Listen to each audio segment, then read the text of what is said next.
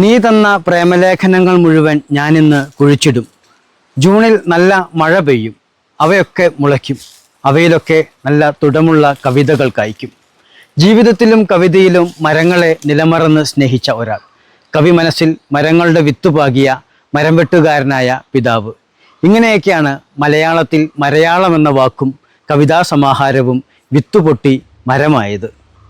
കുന്നിൻ മുകളിൽ ഒരു ചെമ്പകമരം, ഞാനതിന് പറ്റിക്കൂടി. അടുക്കേണ്ട പൊന്നെ, കുന്നിറങ്ങുമ്പോൾ സങ്കടമാവും, അത് പറഞ്ഞു. നിനക്ക് പകരം ഞാനിവിടെ പൂത്തു നിൽക്കുമെന്നും എനിക്ക് പകരം നീ കുന്നിറങ്ങുമെന്നും ഞങ്ങളങ്ങനെ ഉടമ്പടി ഉണ്ടാക്കി. ഞാനിപ്പോൾ പൂത്തു നിൽക്കുകയാണ് കുന്നിൻ മുകളിൽ, മഴ ചാറുന്നുണ്ട്. ഞാനായി കുന്നിറങ്ങിയ ആ ചെമ്പകമരം ഇപ്പോഴെവിടെ? കുഴൂർ വിൽസന്റെ മരക്കവിതകളുടെ സമാഹാരം മരയാളം. നടന്നു തീർത്ത വഴികളിൽ കവിമനസ്സിൽ തണലും തണുപ്പുമേകിയ മരങ്ങളാണ് ഈ സമാഹാരത്തിലെ ഓരോ കവിതയും.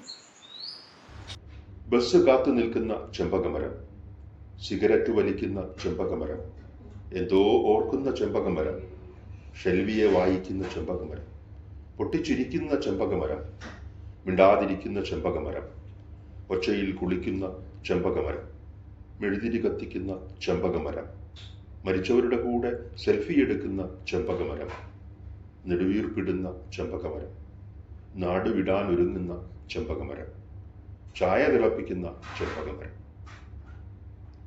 കുന്നിൻ മുകളിൽ ഞങ്ങൾ ഒറ്റയ്ക്കായി.